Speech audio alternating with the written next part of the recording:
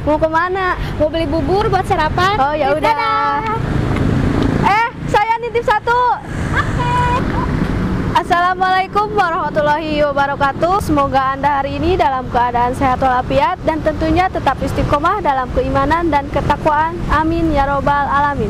Pemirsa, di Pusdai Jawa Barat ini setiap hari Ahad pagi rutin mengadakan kajian duha pagi dari jam 9 sampai jam 11. Dan yang akan memberikan materi hari ini Dr. Andes Haji Dik Dahlan Lukman M. Hum. Selamat menyaksikan.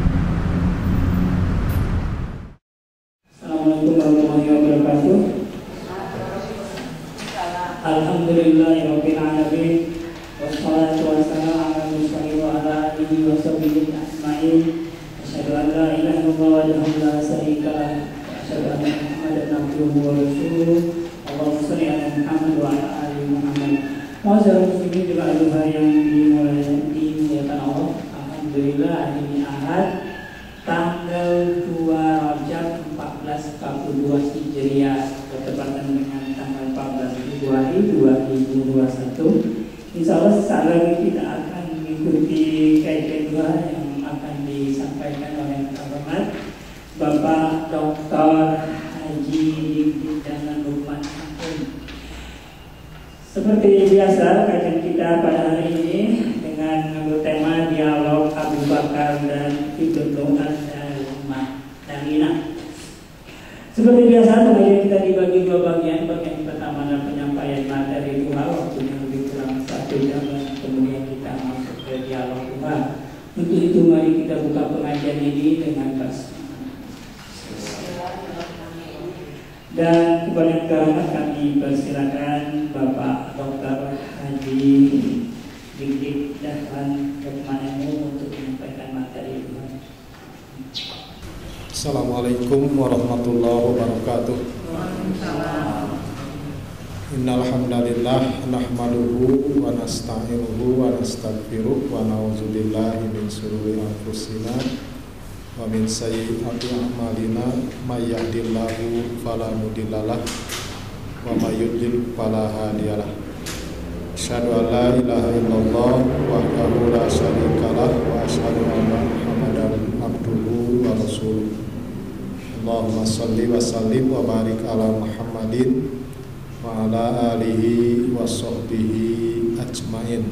Amma ba'du.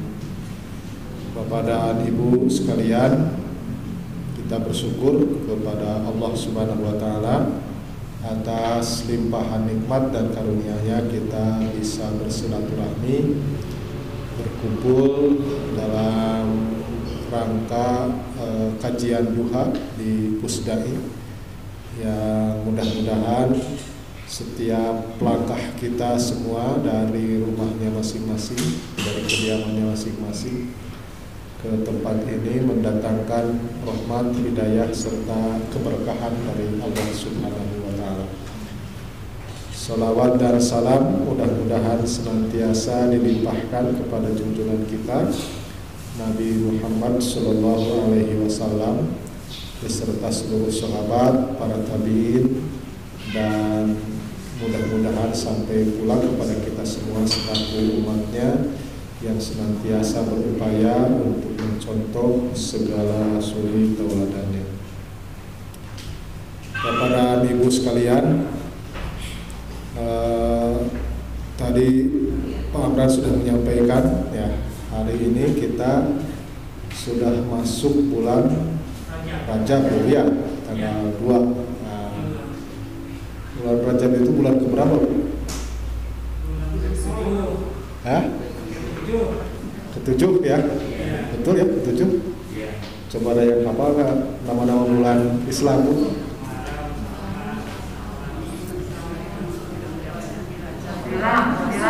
Ya?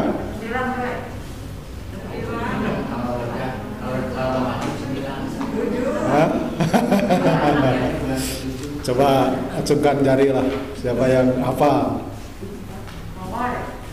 Bang Abu,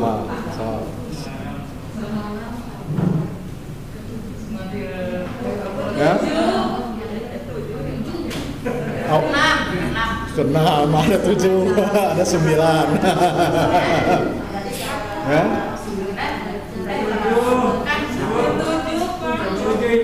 Awalnya Muharram atau Syawal?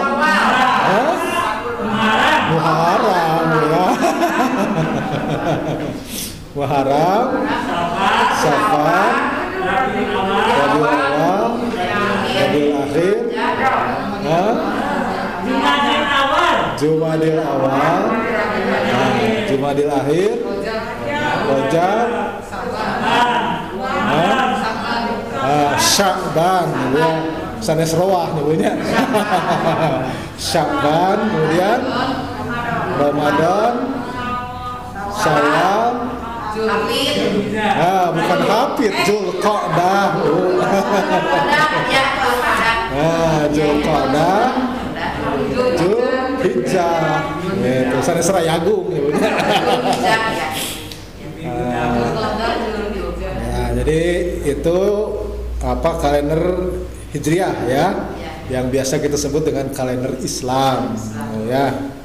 Tapi juga ada kalender Islam yang disundakan ya.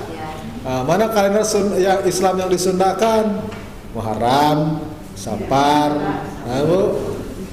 Mulud, Silih Mulud, Jumadil Awal, Jumadil Akhir, Rajab, Rawah, Puasa, Syawal, Hafid, Rayagung.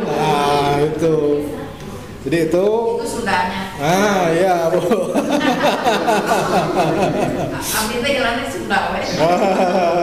Kalender Hijriah yang disundakan ya.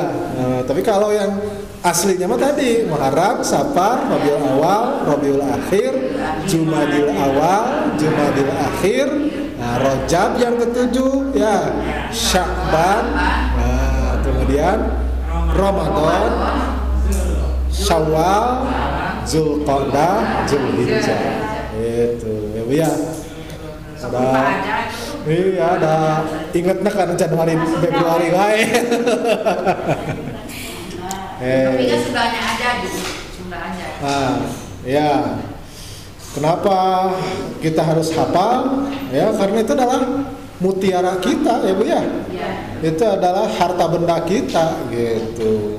Masa harta benda orang lain dihafal ya, Januari, Februari itu kan harta benda orang lain, milik orang lain gitu ya. Ini yang milik kita kok nggak hafal gitu. Makanya saya menyarankan dihafal lah begitu ya. Kenapa? Karena memang beberapa ibadah itu kan tergantung kepada itu. Gitu. Di dalam Al-Quran kan kita berpuasa itu bukan karena Januarinya, bukan karena Februarinya, bukan karena Maretnya, gitu ya, tapi karena Ramadannya. Gitu. Jadi tidak ada puasa di bulan Januari kewajibannya, tidak ada kewajiban berpuasa di bulan Desember, yang ada kewajiban itu di bulan Ramadan. Gitu. Ibu-ibu berhaji, ya, hajinya bulan apa? Bulan haji, bulan Zulhijjah ya. Tidak ada haji di bulan Desember, tidak ada haji di bulan Januari, yang ada itu adalah di bulan Zulhijjah. Gitu. Al-Hajju Arafah. Haji itu adalah wukuf di Arafah. Ya. Apa itu Arafah? Coba ya, ada yang tahu nggak Arafah apa Bu?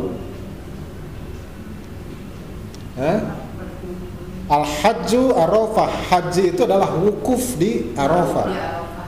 Arafah itu ada yang tahu nggak? Apa itu Arafah? Lapangan ya. Arafah itu adalah nama tempat dan juga nama waktu. Ya, jadi Allah itu menggabungkan. Nama Arafah itu adalah dua itu. Gitu ya. Ada nama tempat, ada nama waktu. Nama tempatnya adalah kurang lebih 20 km dari kota Mekah ke arah barat, gitu ya. Dan itu menjadi menjadi salah satu dari perbatasan kota Mekah. Jadi kalau misalkan di kota Bandung nih, gitu ya, kota Bandung perbatasan timurnya Cibiru, gitu ya. Perbatasan selatannya mana? Kopo gitu ya. Perbatasan utaranya Dago gitu ya. Nah, Arafah itu semacam Cibirunya lah begitu. Gitu ya. Nah, orang kalau berhaji itu harus wukuf di Arafah. Kapan waktunya? Waktunya adalah di hari Arafah. Gitu. Kapan hari Arafah itu? Tanggal 9 Zulhijjah. Gitu. Maka di sini orang yang berada di tanah air, nah itu ada disunnahkan sunat puasa Arafah gitu ya. Puasa tanggal 9 Zulhijjah itu. Jadi itulah keistimewaannya. Gitu ya. Jadi disebut al-hajju Arafah itu, haji itu Arafah, bukan hanya sekedar tempatnya, tapi juga adalah waktunya. Gitu. Jadi ibu-ibu berangkat nih tanggal 9 Zulhijjah, berangkat nih ke Arafah, gitu ya, ke Arafah. Apakah itu umroh atau sekedar ziarah jalan-jalan, gitu ya? Kan sekarang umroh tertutup nih, gitu ya. Kalau sudah normal kan biasa, mungkin setiap hari ada yang berangkat umroh, gitu ya. Nah, ketika selesai umroh itu biasanya suka ziarah. Nah, salah satu ziarah itu adalah ke tempat ke Arafah, gitu ya. Nah, betul, ibu-ibu berangkat ke Arafah, gitu. Tapi kalau bukan tanggal atau di waktu Arafah, di hari Arafah, ibu tidak bisa disebut haji, gitu ya.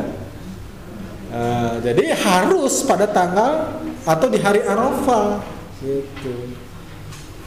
Jadi kalau berangkatnya tanggal 7, tanggal 8 Maret, tanggal 9 Desember dan lain-lain, itu bukan hari Arafah, maka tidak bisa disebut ibadah haji.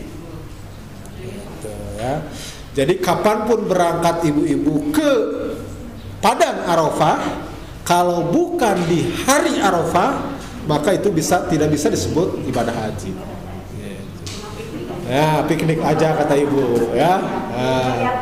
Ya, sebaliknya, Bu, sebaliknya, ya.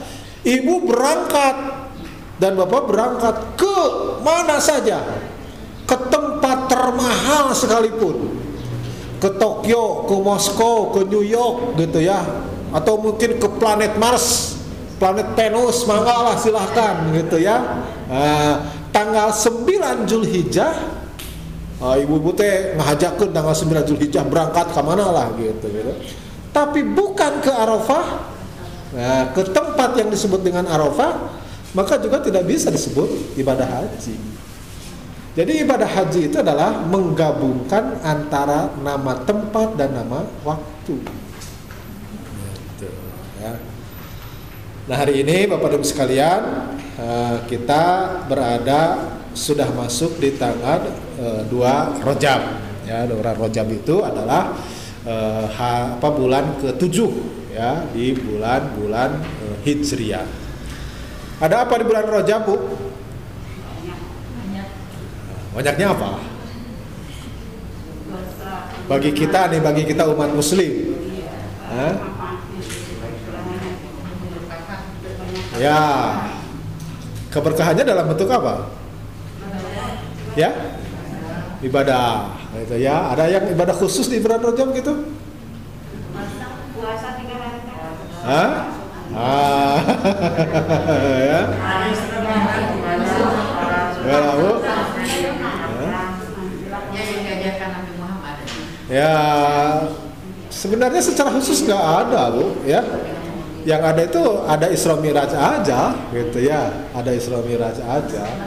Jadi di bulan Rajab itu ada Isra Miraj pada tanggal 27 Rajab, gitu ya. Persoalan ibu-ibu mau puasa di bulan Rajab, memperbanyak ibadah, itu silahkan, gitu ya. Kenapa? Karena bulan Rajab itu adalah bulan mulia, gitu ya. Bulan mulia. Di dalam surat At-Taubah ayat 36 Allah Subhanahu wa taala berfirman gitu ya, bahwa sesungguhnya kata Allah Subhanahu wa taala, aku sudah tetapkan selama 1 tahun itu, aku tetapkan 12 bulan gitu ya. Minha arba'atu hurum. Nah, dari 12 bulan itu aku tetapkan ada 4 bulan yang dimuliakan. Hurum. Hurum itu mulia. Wibo kenal tanah haram? Ada berapa tanah haram? Tanah yang dimuliakan oleh Allah. Apa? Madinah sama Mekah. Cuma 2 itu. Oh. Ada 3 sama ada apa? Baitul Maqdis gitu ya. Yang ada Masjidil Aqsa. Nah, itu juga adalah tanah haram gitu ya. Tanah yang kalau kita beribadah di sana itu dilipat gandakan oleh Allah Subhanahu wa taala. Demikian juga kemaksiatannya gitu ya. Jadi kalau ibu-ibu maksiat di tanah haram juga itu ya, itu akan dilipat gandakan dosanya. Gitu. Kata Rasulullah kan, barang siapa yang sholat gitu ya di masjidku ini gitu ya, fi masjidi hada, kata Rasulullah itu, Allah Subhanahu wa taala menjanjikan 1000 kali lipat. Itu di Masjid Nabawi, Masjid Hada kata Rasulullah. Karena Rasulullah kan tinggalnya di Masjid Nabawi, gitu ya. Illal Masjidil Haram, kecuali di Masjidil Haram. Nah, kalau di Masjidil Haram kata Rasulullah itu sampai 100.000 kali lipat. Gitu. Jadi kalau di Masjid Nabawi atau di Madinah itu 1000, kalau di Masjidil Haram di Mekah itu 100.000 kali lipat. Gitu tuh kan. Kalau di Indonesia cuma 1. Ya, cuma 1. Kecuali kalau berjamaah 27 gitu ya. 27 rakaat, 27 derajat gitu ya. Nah, tapi jangan diartikan gitu ya. Kalau ibu-ibu sudah berangkat ke Mekah, sudah sholat berapa hari? 40 hari. Wah, berarti kalau dihitung-hitung sampai kurang lebih 4.000 tahun, berarti nggak usah sholat lagi gitu ya. Bukan begitu gitu ya. Itu artinya kemuliaan saja gitu ya. Itu disebut dengan hurum, itu yang mulia. Makanya orang Arab itu tidak begitu suka gitu ya menyebut kepada wanita itu dengan nisa. Nah, kan di dalam Al-Quran ada surat An-Nisa ya, An-Nisa gitu ya. Itu orang Arab lebih sukanya menyebutnya dengan al-hurma, hurma. Nah, kenapa hurma? Karena wanita itu adalah makhluk yang harus dihormati, harus dimuliakan. Gitu. Ya. Oke, jadi terlanjur nih ke sana kemari. Ya. Ibu, di bulan Rajab itu sekali lagi ada Isra Mi'raj ya.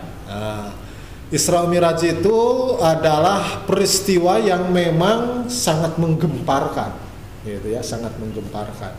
Kenapa? Karena Rasulullah menyatakan bahwa di waktu malam itu beliau melakukan perjalanan dari Masjidil Haram ke Masjidil Aqsa, pulang pergi salam 1 malam. Pan ke urang mah ayeuna teu kabayang gitu nya punya. Apa iya gitu ya. Ibu, Mekah ke Aqsa itu kurang lebih 4.000 km. Nah, jadi kalau 4.000 km berarti kalau kita persamakan, itu perbandingkan itu sama dengan Jakarta Papua. Gitu ya. Itu pada waktu itu Rasulullah berjalan pulang pergi. Maka banyak orang yang mengatakan ini gila orang. Gitu ya. Itu jenama teh gelo piraku gitu kan. 4.000 km perjalanan dalam 1 malam gitu kan.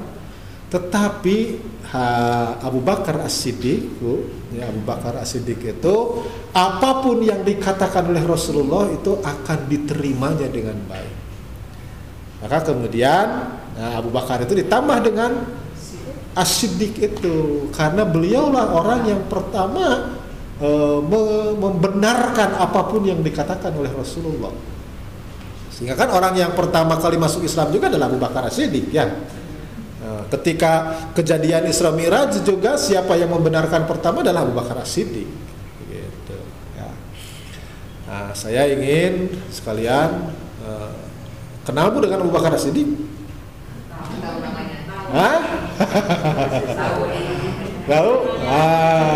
Siapa Abu Bakar As-Siddiq itu? Sahabat Nabi kata Pak Amran. Betul, sahabat Nabi ya. Ada lagi? Lebih ke lebih dalam lagi, Ibu?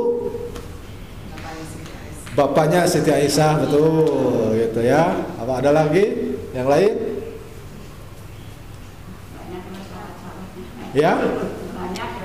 Banyak. Nah, yang monumental apa lagi Bu? Pengganti kepemimpinan Rasulullah yang pertama, ya, khalifah pertama.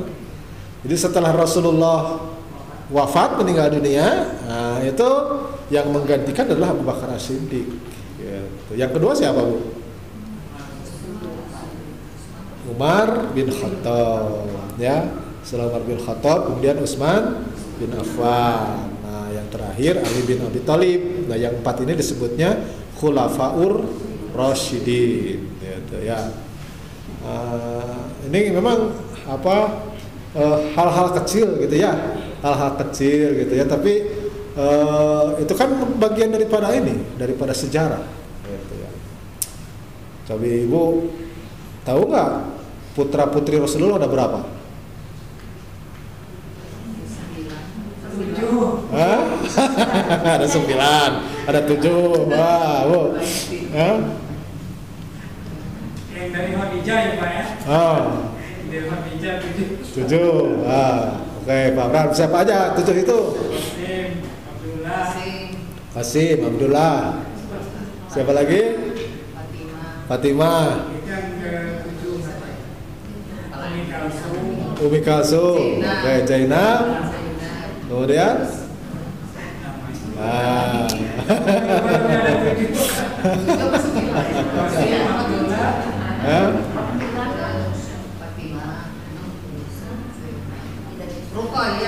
Ruqayyah. Oke.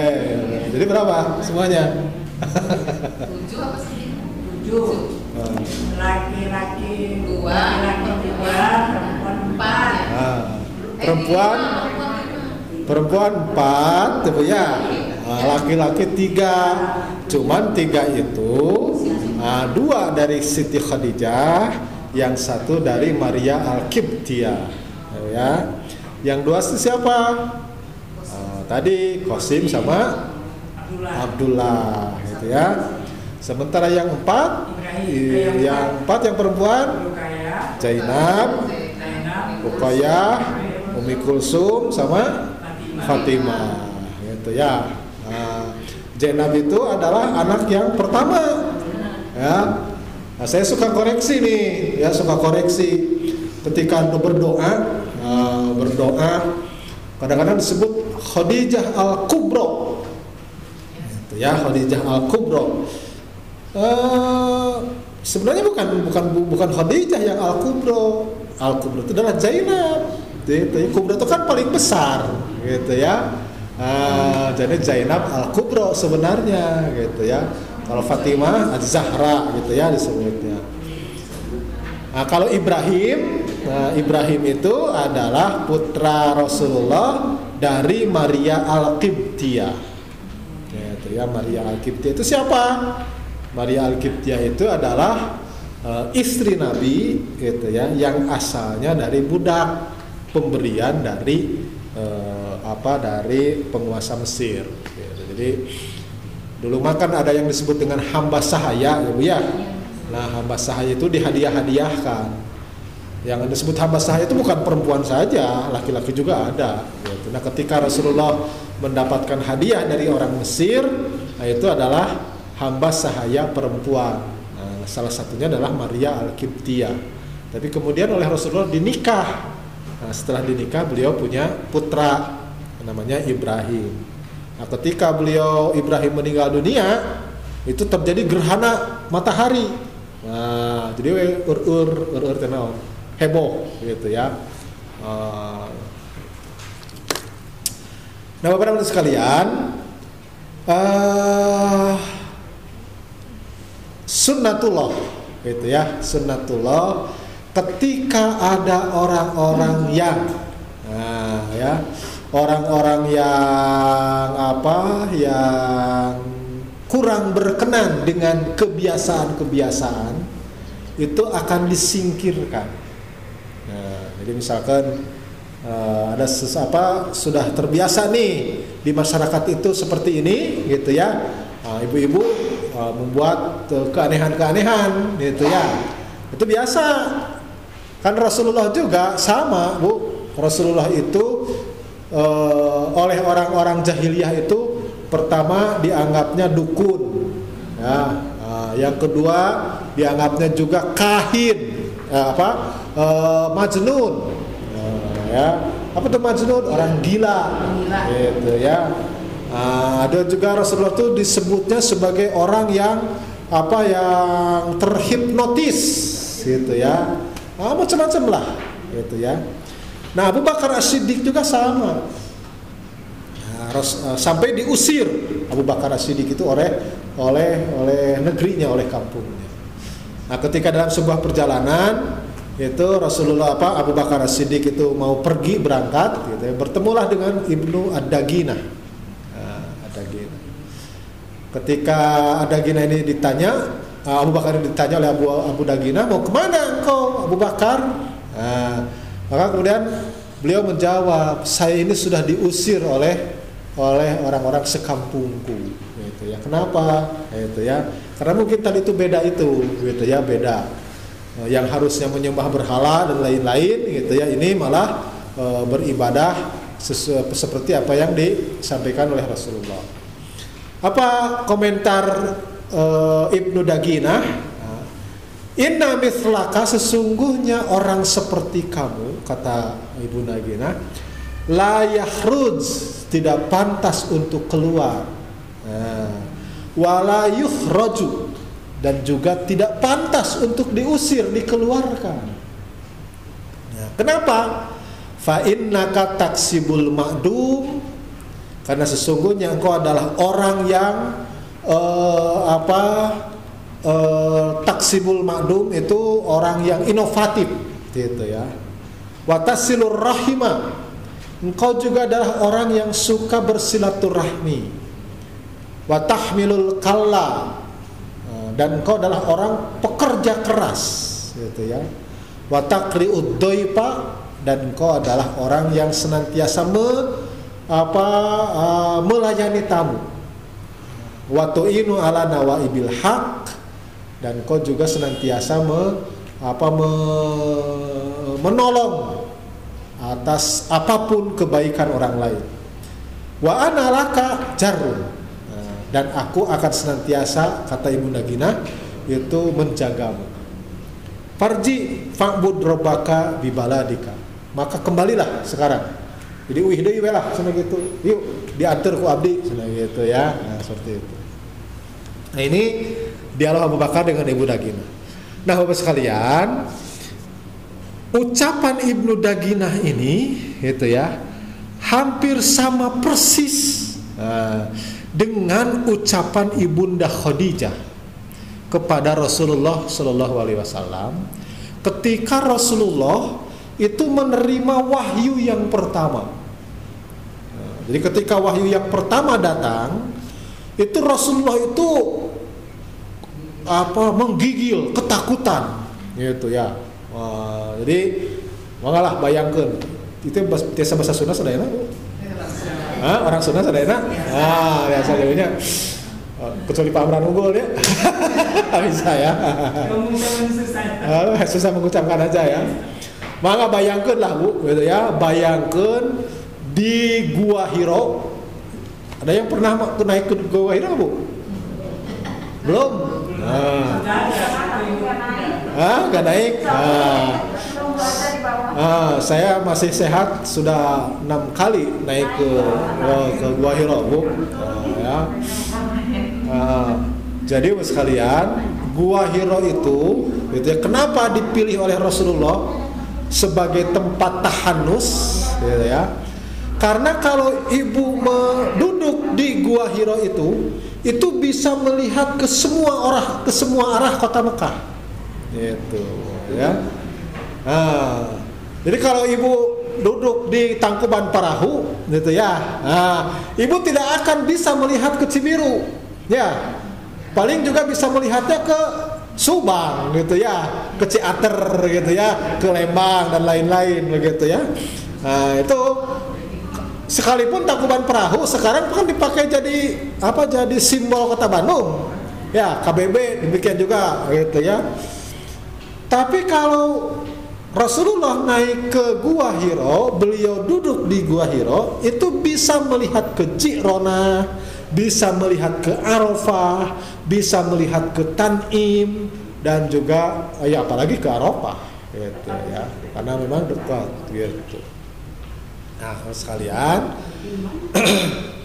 dan beliau sendiri gitu ya di Gua Hira itu tidak ada orang yang menemani ya. Nah, ketika Jibril datang, itu tengah malam, cok bayangkeun Bu, sorangan gitunya, tengah putih gitunya, anu datangna make pakaian sarba bodas gitunya, pas ditinggali sukuna teu napak gitu ya. Udah dari ibu mah bakal lompat ya, bakal ngedeg-deg gitu ya.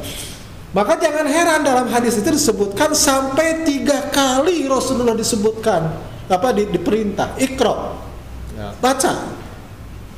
Kata Rasulullah, mana biqariin, saya tidak bisa baca. Dicepeng ku malaikat Jibril teh, Iqra, baca olehmu. Lamun cek bahasa orang mah didengkek Bu gitunya. Jadi sok bayangkeun lah, keur macan wawu jeung malaikat Jibril teh tengah peuting sorangan didengkek deui gitu kan. Sampai keempat kalinya, maka kemudian Iqra bismi rabbikal ladzi khalaq gitu dan lain-lain. Sudah pulang Jibril, menghilang lagi, cek urang Sunda mah tuturubun, Kangjeng Rasulullah tanya turun gitu nya. Dan kemudian menghampiri atau pulang ke rumahnya. Inilah bagaimana gambaran bahwa Rasulullah itu memang sangat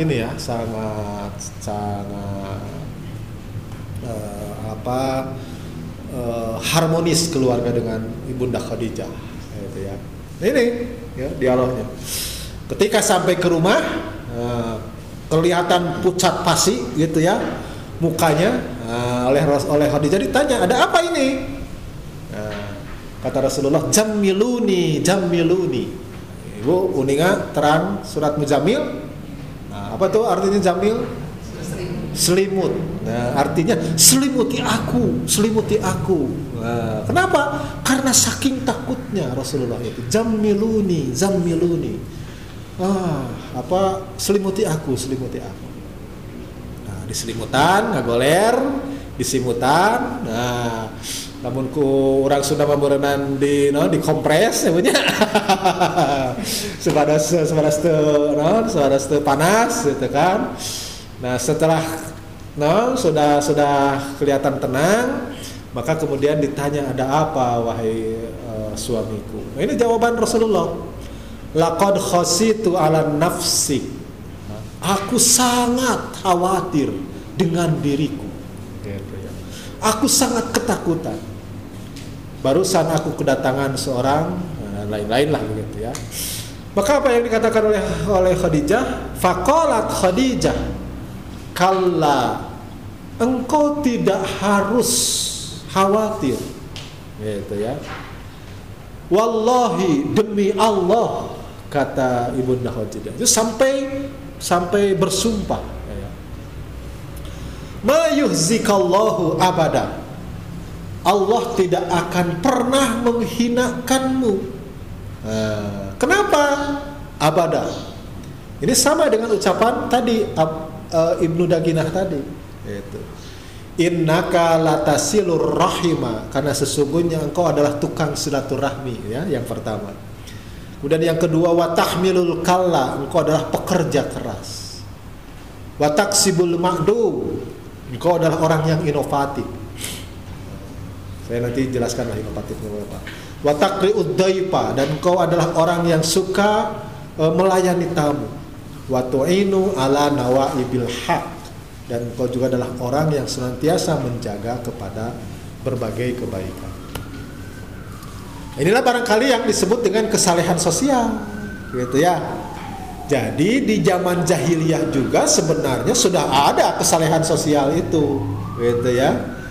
Jadi jelema soleh teh aya di zaman jahiliyah teh, gitu kan. Salah satu contohnya adalah Nabi Muhammad, gitu ya. Kan sebelum diangkat Nabi juga kan sudah soleh Rasulullah itu, gitu ya. Demikian juga Abu Bakar As-Siddiq, demikian juga Ibunda Khadijah, gitu ya. Nah, ketika orang menggambarkan kesalehan di zaman jahiliyah, itu biasanya adalah mengedepankan 5 hal ini. Apa yang 5 hal itu? Yang pertama adalah latasilur rahima, itu ya, adalah silaturahmi. Saling menghubungkan kasih sayang, gitu ya. Maka sekalian, ada orang Yahudi, ya, orang Yahudi yang ngintip kedatangan Rasulullah. Jadi ketika Rasulullah sedang hijrah dari Mekah ke Madinah, gitu ya, sampai di Masjid Quba. Ada yang pernah ke Masjid Quba? Ada ya, kalau yang Pak Haji, yang umroh pasti ke Masjid Quba, gitu ya. Kenapa? Karena kata Rasulullah, barang siapa yang sholat 2 rakaat di Masjid Quba, gitu ya, dengan sebelumnya berwudu dari tempat tinggalnya, maka itu sama dengan dia mendapatkan pahala 1 kali umroh, gitu ya. Nah, ketika sampai di Kuba, ini orang namanya orang pendeta Yahudi, gitu ya. Karena kalau orang Yahudi kan sudah membaca kitab, gitu ya, bahwa di masa yang akan datang itu akan ada seorang nabi yang bernama Ahmad. Iya, namanya Muhammad. Buating, iya berancaranya, gitu. Maka kemudian diintip oleh orang Yahudi ini, oleh pendeta ini. Nah, ketika sedang ngintip, gitu ya, dan kemudian Rasulullah menyampaikan pidato. Apa pidato? Kesan yang pertama. Kesan pertama dari orang Yahudi itu, kata pendeta Yahudi ini, ma ra'aitu, kata pendeta Yahudi ini, aku tidak melihat, gitu ya, dari wajahnya itu bikatbin, gitu, sebagai seorang pendusta, gitu. Jadi can wawuh ya jeung Kangjeng Nabi teh, gitunya, bahkan kakara ningali ti kajauhan, gitu. Oh, itu Pak disebut Pak Amran teh, gitu kan, dari kejauhan nih. Saya belum kenal dengan Pak Amran, tapi dari wajahnya saja saya sudah bisa menebak ini orang tidak pernah berdusta, gitu Bu. Ini kata pendeta Yahudi, gitu ya. Itu betapa mulianya Rasulullah, gitu ya. Nah, itu kesan pertama dari penglihatannya. Apa kesan pertama dari ucapan Rasulullah? Ini yang kemudian menjadi hadis, gitu ya, menjadi hadis. Ayuhan nas, kata Rasulullah SAW, ya,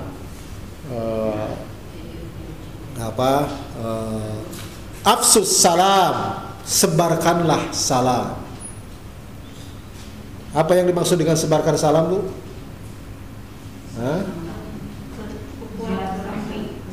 Bu, sebarkan salam apa? Sebarkan salam itu ya menyebarkan kebaikan, gitu ya, Bu, ya.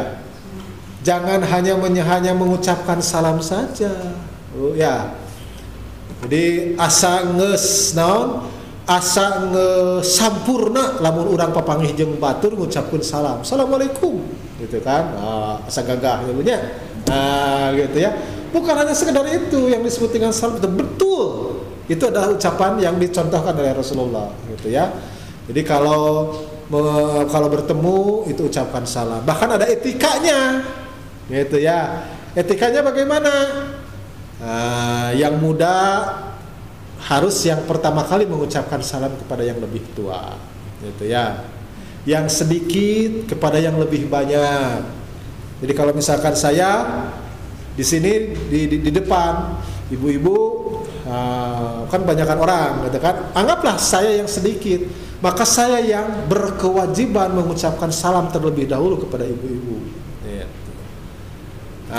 Kemudian orang yang berjalan, gitu ya, kepada orang yang sedang duduk.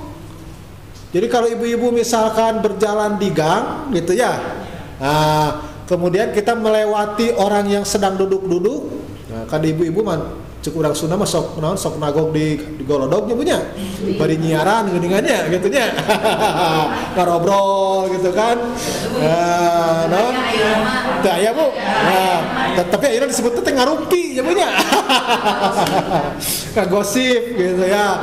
Nah, orang yang melewat gitu ya, orang yang melewat itu yang berkewajiban mengucapkan salam kepada orang yang sedang duduk-duduk gitu.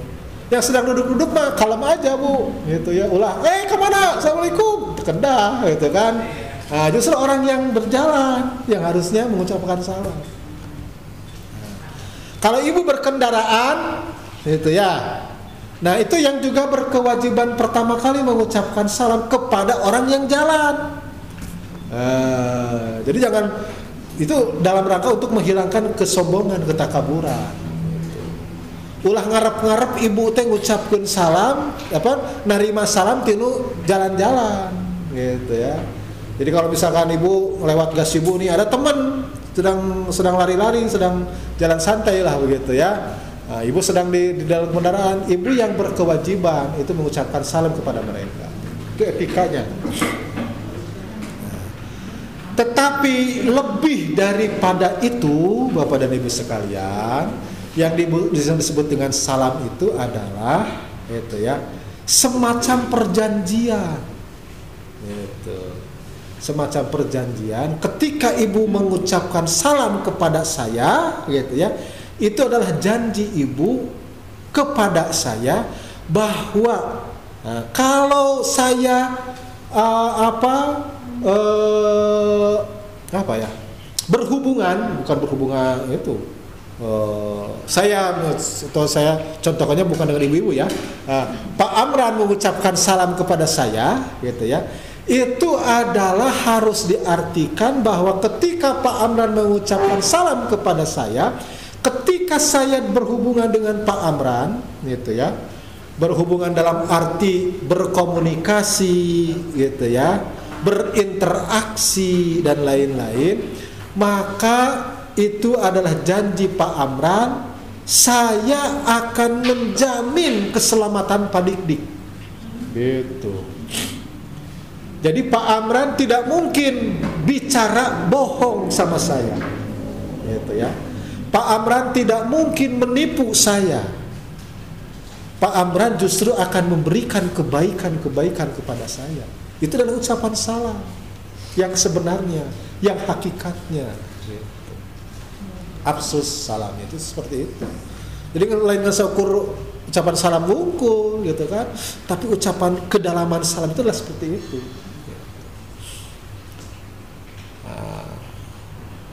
Wasilul arham kata Rasulullah. Nah ini wasilul arham gitu ya. Dan pertalikanlah rahim. Rahim itu kasih sayang gitu ya. Jadi bukan hanya sekedar menyapa, bertegur sapa gitu ya, rahimah itu, tapi juga memberikan kedamaian dan lain-lain.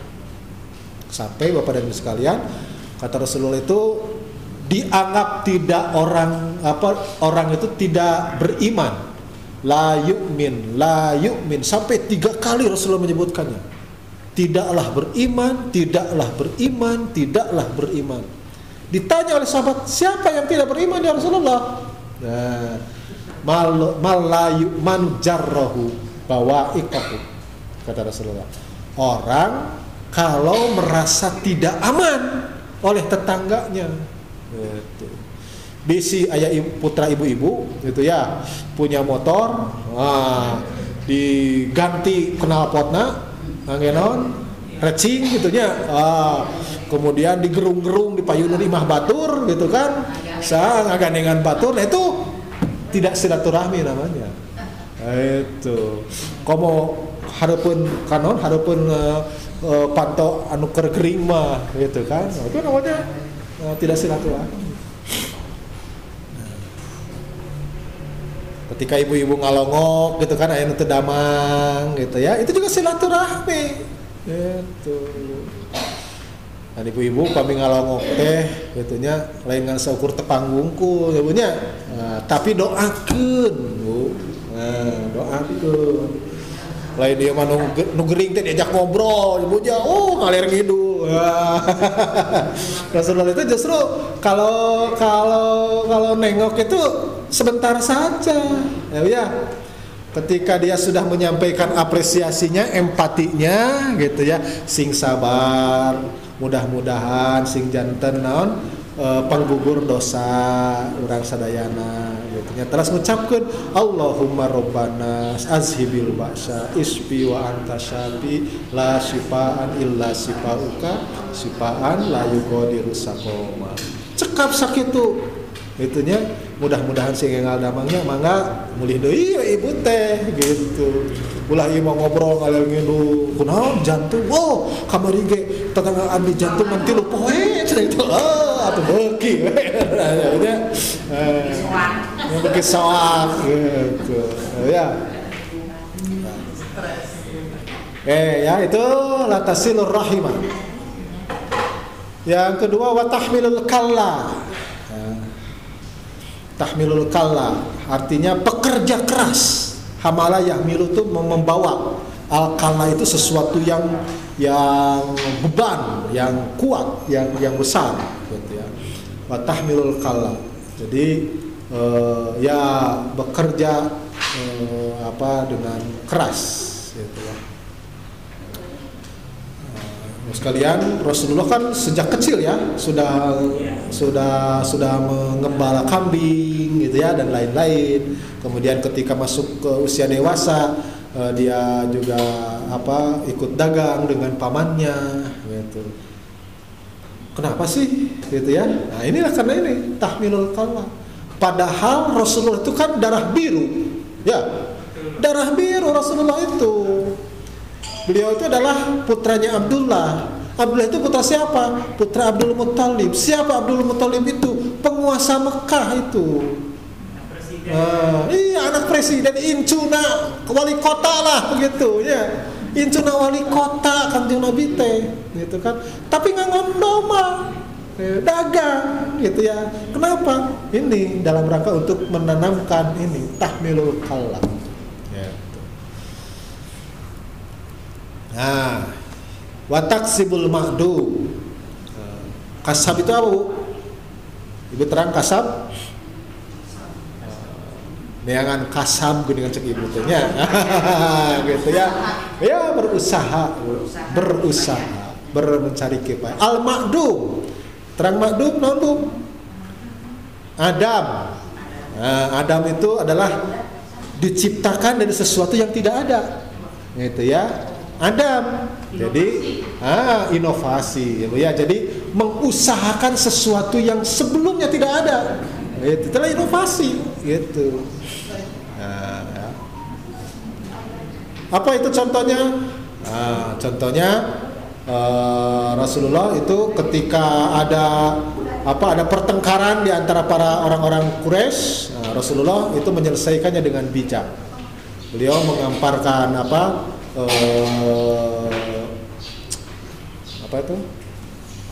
sorban. Nah, kemudian dipegang oleh seluruh pemimpin kabilah dan kemudian beliau menempelkan. Wa takri'ud dhaifa.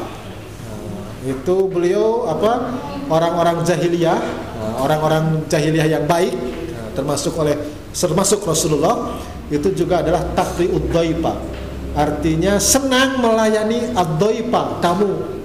Gitu ya. Artinya sekalian melayani sepenuh hati gitu Bu ya, kepada siapapun. Muncul orang tema di orang Sunda someah ya punya galeh ge lah gitu ya, itu disebutnya gitu. Geksor punya geksor ya.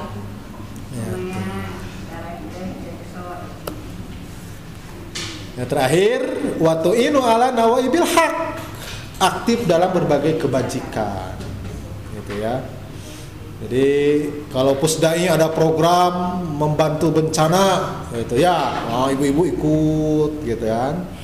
Di RW-nya ini sedang ada program ketahanan pangan gitu kan. Lain hayang narima unggul gitu kan. Tapi dia juga ikut gitu kan, berkecimpung. Itu watu'inu ala nawaibil haq. Inilah pekerjaan-pekerjaan Rasulullah. Pekerjaan-pekerjaan yang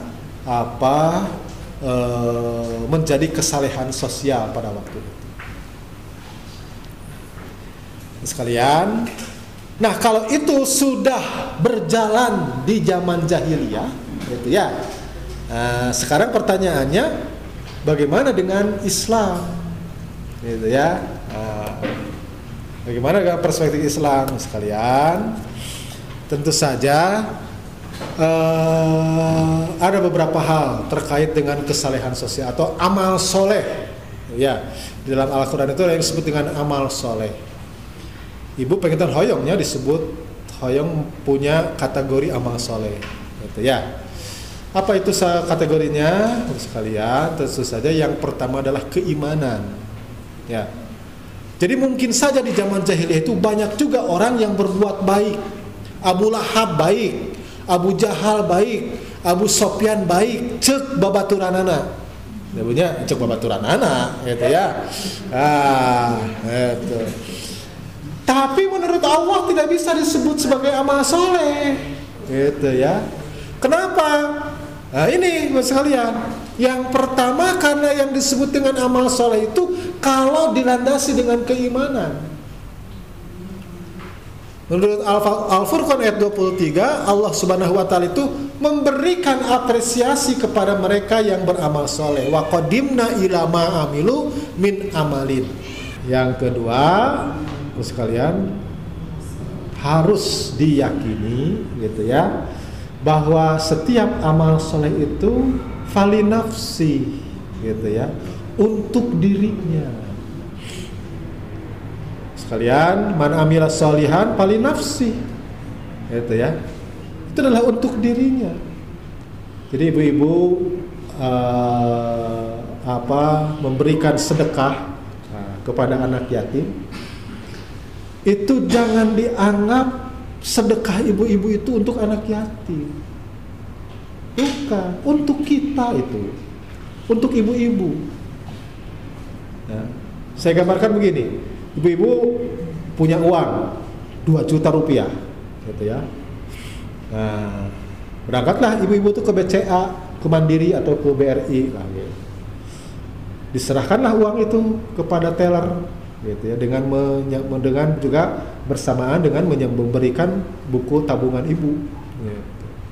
Ketika ibu pulang dari bank itu, merasa kehilangan nggak dengan uang 2 juta itu? Hah? Tidak. Kenapa? Karena memang disimpan ya, menjadi tabungan ibu-ibu gitu. Nah, ketika kita bersedekah juga seperti itu. Ketika kita memberikan kepada anak yatim, hakikatnya bukan untuk anak yatim itu, tetapi untuk kita. Gitu. Ketika ada kenceleng di depan ibu-ibu di Pusdai gitu kan, kenceleng lagi pakai kenceleng ibunya pakai kaleng gitu ya. Gitu. Itu bukan untuk Pak Amran, bukan untuk Pusdai gitu kan, tapi untuk ibu itu. Sebesar apapun itu adalah tabungan ibu-ibu. Gitu. Itu adalah janji Allah, fali nafsi itu adalah untuk dirinya sendiri. Gitu. Nah, ya. Oke. Nah, jadi harus yakin gitu ya. Setiap apapun kebaikan yang kita berikan kepada siapapun itu adalah untuk diri kita sendiri. Kemudian yang kedua, Bapak Ibu sekalian, yang ketiga barangkali ya, tadi kan keimanan ya, yang kedua paling nafsi, yang ketiga ini salah nomor adalah jembatan kebaikan.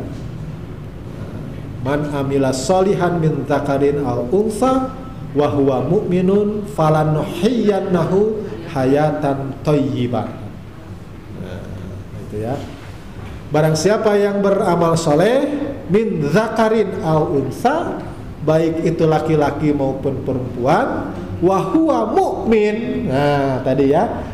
Syaratnya dia beriman, falanuhyiyannahu hayatan thayyibah. Maka aku akan berikan kebaikan hidup. Tapi catat Bu, kebaikan hidupnya menurut Allah ya Bu ya, bukan menurut kita.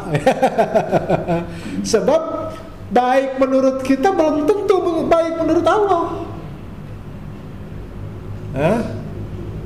Kemarin Sriwijaya nyecep nyebutnya di mana Bu? Di Laut Jawa. Ya. Di Kepulauan Seribu ya.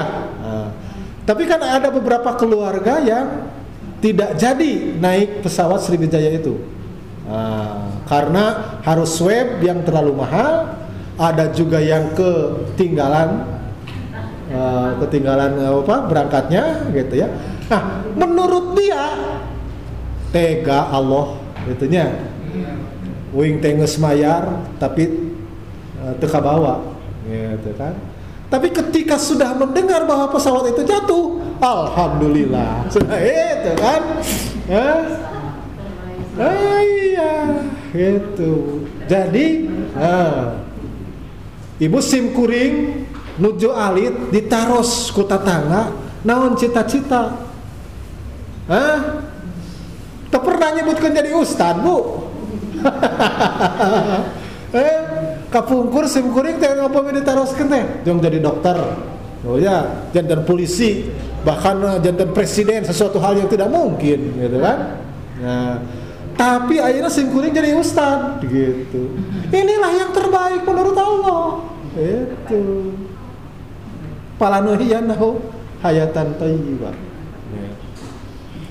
Maka udah sekalian, gitu ya. Ketika ibu-ibu bekerja keras, gitu ya, bekerja keras, tapi geningan cek ibu teh teu meunang nanaon ya. Gitu kan? Jangan disesali, Bu.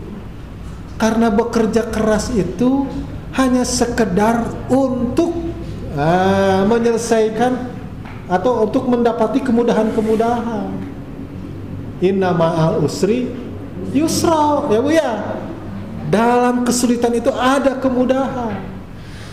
Jadi ibu-ibu dalam setiap hari itu, setiap waktu akan mendapatkan kesulitan, kesukaran, dan itu ibu solusinya adalah dengan bekerja keras. Dari sana kemudian yusra, ibu akan mendapati kemudahan. Ya. Ketika ibu sudah mendapati kemudahan, kata Allah Subhanahu wa taala, apa selanjutnya perintahnya? Inna ma'al usri yusra. Terus fa inna ma'al usri yusra, terus Bu? Fa idza faragta fansab, gitu ya. Apakah ketika ibu sudah mendapatkan hasil, kata Allah teh nikmati?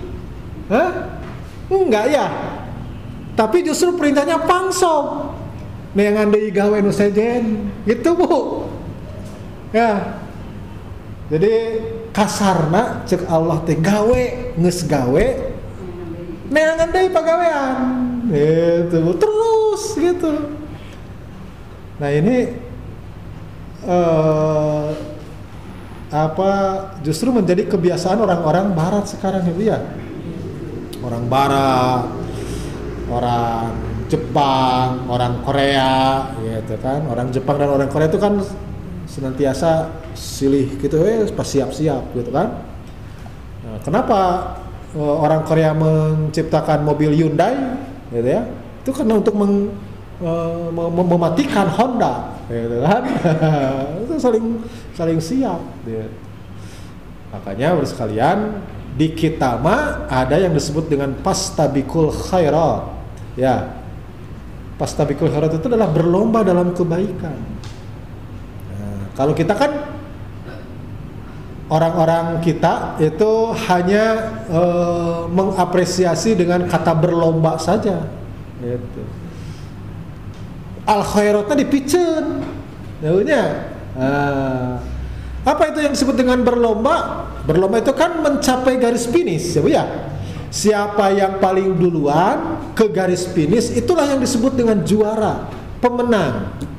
Nah, maka karena kita ingin menjadi pemenang, menjadi juara, gitu ya. Kita kadang-kadang tidak memikirkan tentang prosesnya.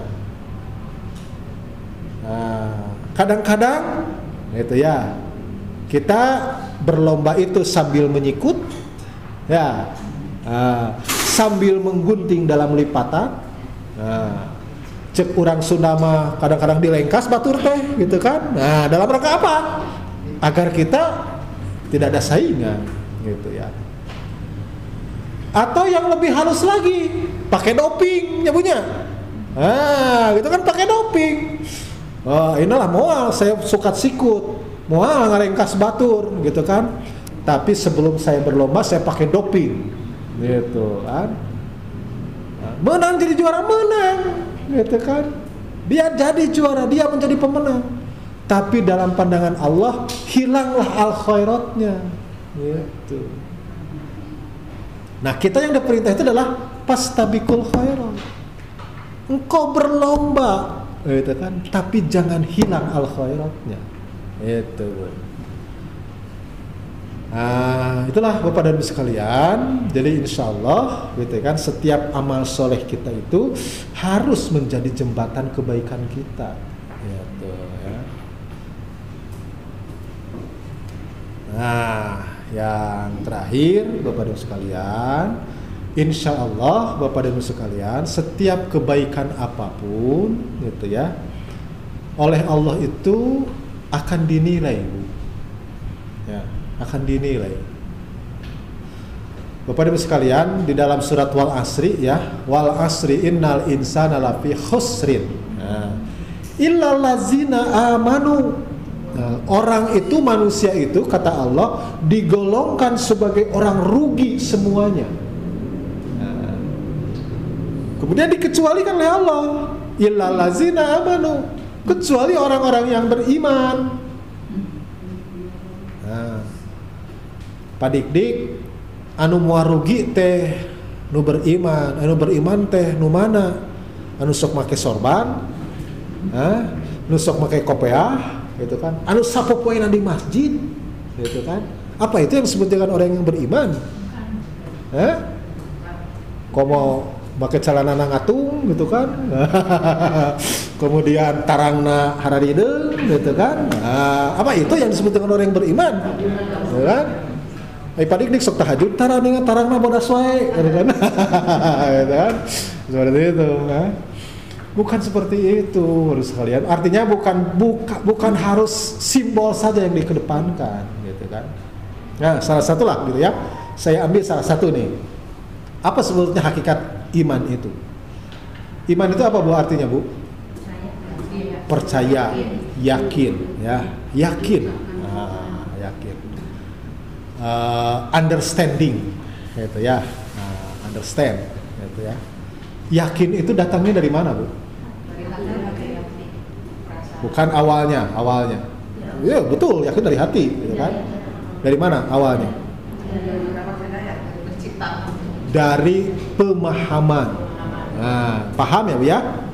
2 tambah 2 4. 4 yakin ya, Bu ya? Yakin ya. Kenapa? Karena paham. 2 tambah 2, 2 tambah 2 dibilang deh hiji 2 3 4 tuh. Paham itu namanya, gitu ya. Jadi yakin. Jadi iman itu dari yakin. Yakin itu dari paham. Paham itu dari mana, Bu? awalnya? Karena tahu ya Bu ya. Ada ilmu ya Bu ya. Jadi ilmu, jadi tahu, dari tahu jadi paham, dari paham kemudian jadi yakin. Jadi yang pertama, modal orang beriman itu adalah ilmu. Gitu. Maka pengetahuan itu harus menjadi modal keimanan. Gitu. Maka Allah, Bapak Ibu sekalian, mengapresiasi sekali orang yang hidupnya didasari dengan ilmu pengetahuan. Saya contohkan begini Bu, Ibu kalau bikin rumah pakai jendela enggak? Pakai ya. Kenapa harus pakai jendela? Ada ventilasi. Apa lagi Bu? Terang, sinar matahari masuk ya. Minimal itulah gitu ya. Pertama minimal supaya ada sirkulasi udara, pergantian udara, gitu ya. Yang kedua biar ada ultraviolet yang masuk sinar matahari ke dalam rumah kita. Itu menurut Ibu, menurut pengetahuan Ibu, pemahaman itu. Dan itu yakin ya Bu ya? Yakin, gitu ya. Kemudian oleh Ibu itu berkhianat kepada ilmu pengetahuan. Dalam waktu seminggu semua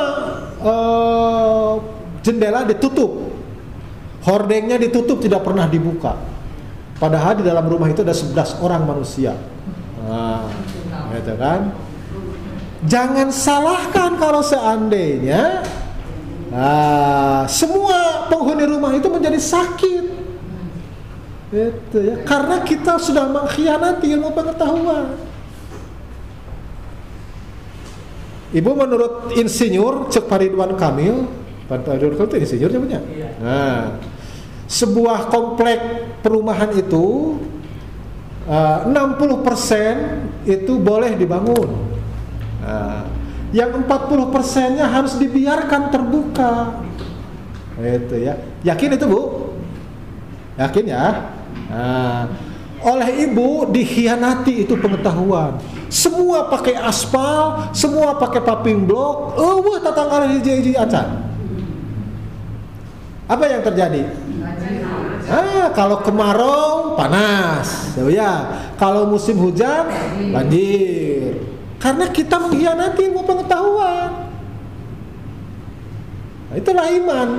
Jadi iman itu dengan saukur pakai peci jeung make sorban gitu. Ibu-ibu naik ke Garut, naik bis. Pada dihadapkan terus aya dina bus teh nyabunya. Kapasitas penumpang 60 orang. Pas naik ibu-ibu teh geuningan geus pinu. Nya anu duaan geus sadayana pinu. Tiluan cek supir teh pali dieu ibu. Deket supir nempel gedenya gitu nya nyangeyeng gitu jauhnya.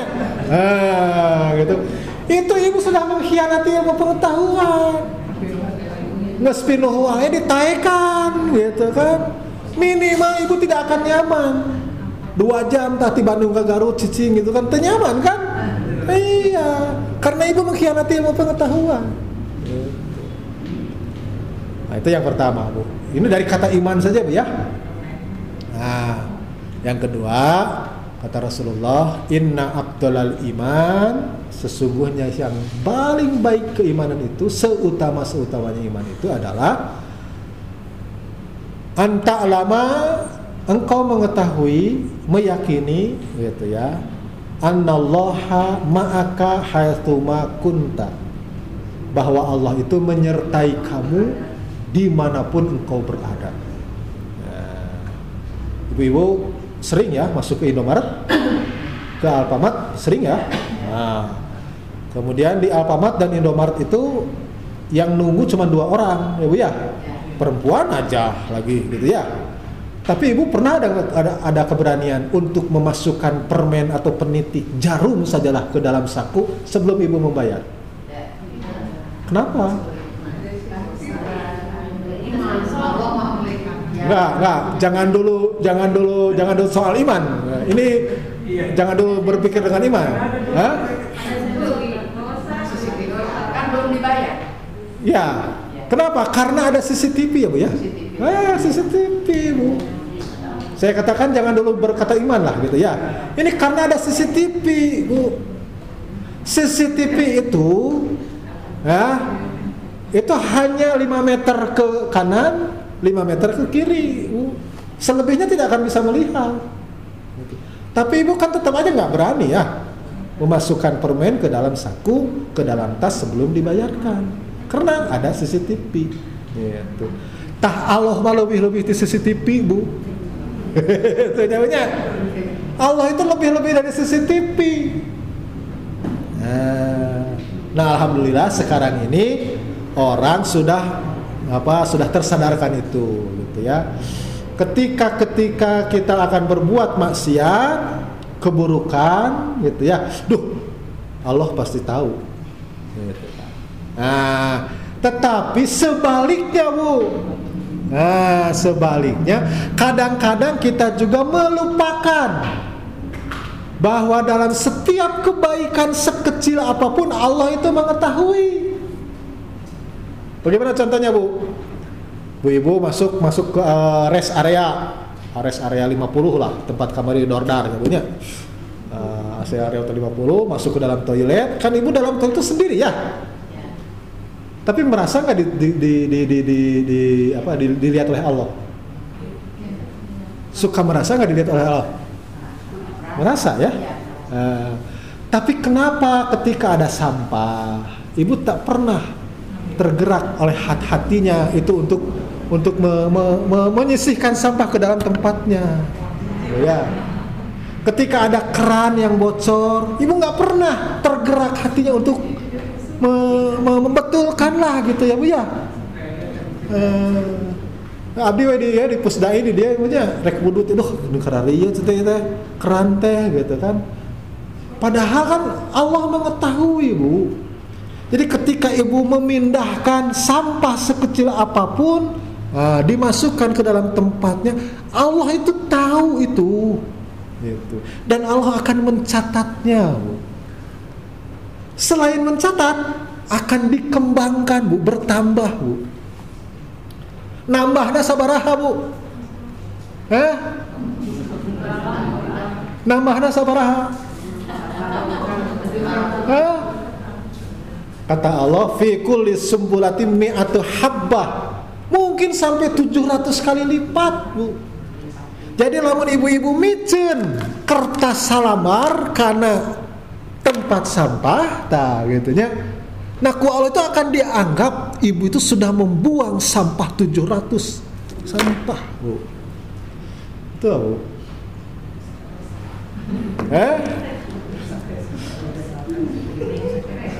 Begini Bu.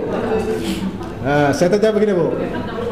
Nah, ibu punya lidi 10 ya. Nah, saya atau ibu ambil 1, kemudian berikan kepada seorang anak.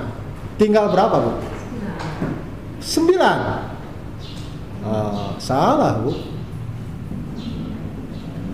Kalau menurut matematik ya 9. Tapi kalau menurut Allah bisa jadi 700 Bu. Ya.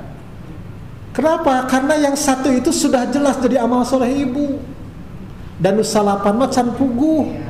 Bisa wae ka polisi ditilang gitu ya. Ibu punya uang berapa di dompet sekarang?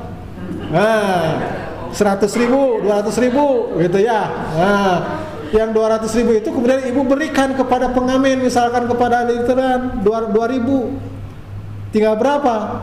199.800 rupiah gitu ya. Itu matematikanya. Tetapi sebetulnya yang sudah jadi milik ibu itu yang 2.000 itu. Yang 999.800 rupiah itu belum menjadi milik ibu. Karena sangat mungkin ketika ibu naik motor gitu kan, sena ke kanan, kemudian ari belok ke kiri. dipiriwit ku polisi, gitu kan, prit, keluar ke ibu teh 50.000, jadi milik polisi, tahunya.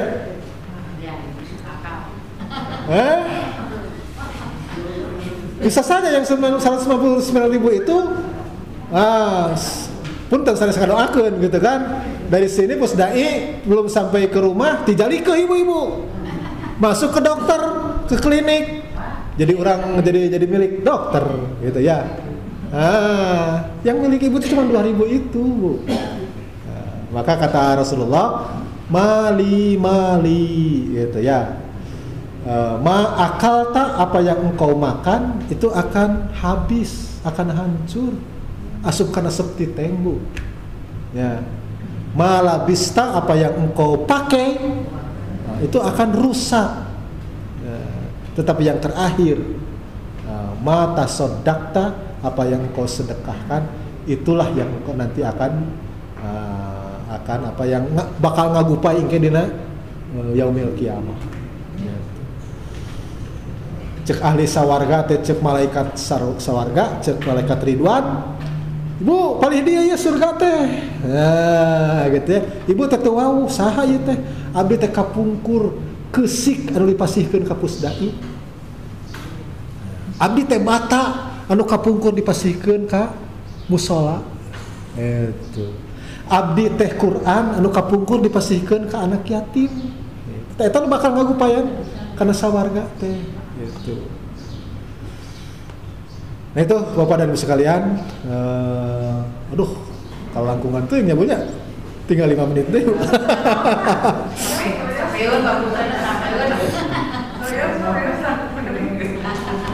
Maka kalau ada yang pertanyaan silakan Bu. Maka Bu.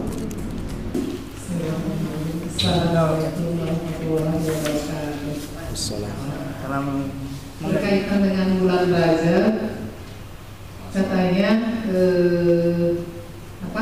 kebaikan itu dilipat gandakan dan keburukan itu dilipat gandakan. Satu itu.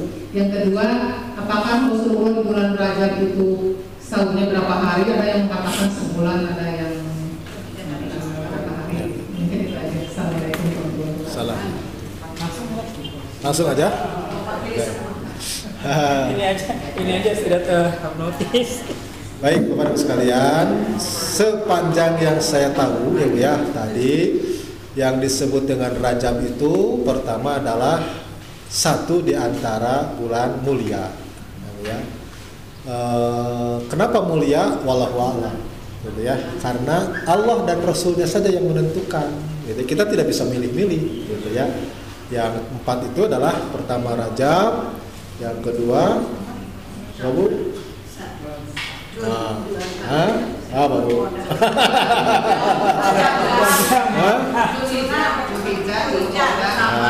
Kata Rasulullah itu 3. Salah satu mutawalliyatun, ya. 3 beriringan. Yang mana yang beriringan itu? Muharram, ya. Muharram. Bukan Muharram tuh. Zulqa'dah, Zulhijjah, Muharram, gitu ya. Di yang 3 ini mutawalliyatun, beriringan gitu ya. Jadi Zulqa'dah, Zulhijjah sama Muharram. Sementara yang 1 itu terpencil gitu ya, terpisah. Mana? Yaitu Rajab gitu ya. Sekali lagi jangan tanya kenapa Pak Dik-dik. Nah, itu mah rahasia Allah. Karena Allah yang menentukan dan Rasulnya gitu ya. Lalu kenapa Ramadan tidak disebut bulan mulia? Bulan haram itu, gitu ya. Nah, kalau bulan Ramadan dalam pandangan saya mah itu adalah bulan istimewa. Gitu ya, di atas kemuliaan bulan yang 4 ini, gitu. Ya, disebutnya Sayyidus Suhur. Nah, jadi penghulunya para bulan, gitu ya. Nah, apa yang harus dilakukan di bulan Rajab, di bulan Zulqa'dah, bulan Zulhijjah, dan di bulan Muharram? Nah, tentu saja adalah melipat gandakan kebaikan. Ya, Ibu silahkan saja melipat gandakan kebaikan dalam bentuk apapun. Mau memperbanyak sholat boleh, mau memperbanyak saum boleh, mau memperbanyak zikir boleh. Tapi tentu saja harus ada aturannya juga, Ibu ya.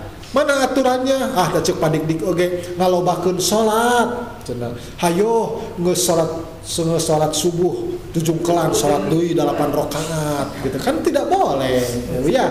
Karena setelah salat subuh mah haram salat sunat gitu ya. Hayo cek padik-dik teh da bulan Rajab ieu kudu ngalobakeun salat. Geus salat asar salat sunat 16 rakaat gitu. Teu meunang gitu ya. Karena ada ketentuannya. Gitu.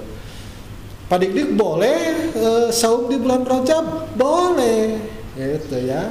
Kapan? Boleh Senin Kamis, boleh Yaumul Bid gitu ya.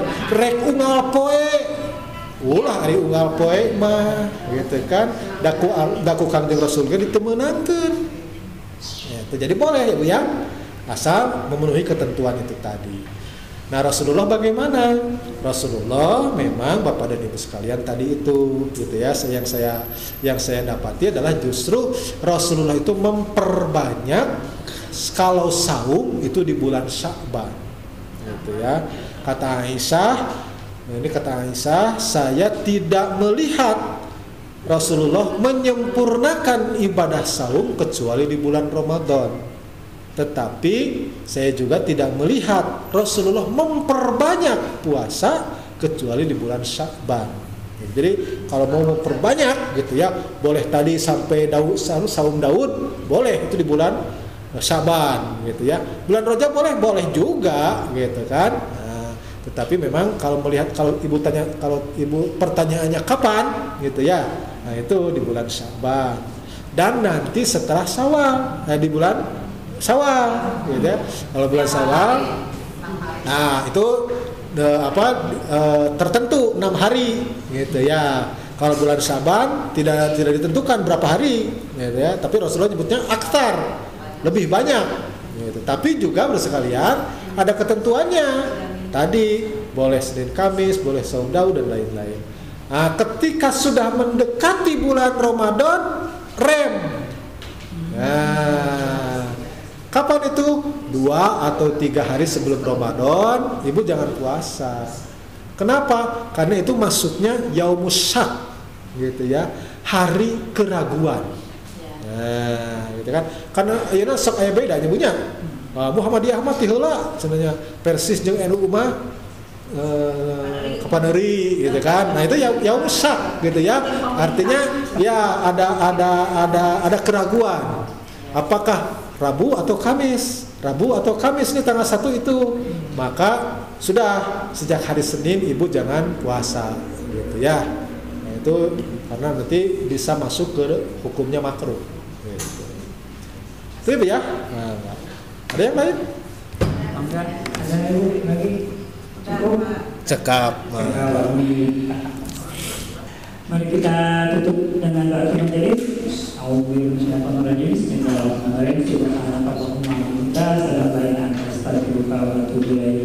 Atas perhatiannya semua kami banyak mengucapkan terima kasih. Assalamualaikum warahmatullahi wabarakatuh. Dari kawasan Pusdai Jawa Barat, saya Nova Sapitri dan kru liputan yang bertugas Anggita Fitriani, Yuliani, Siti Aisyah dan Wida Afrianti melaporkan untuk Anda. Wassalamualaikum warahmatullahi wabarakatuh.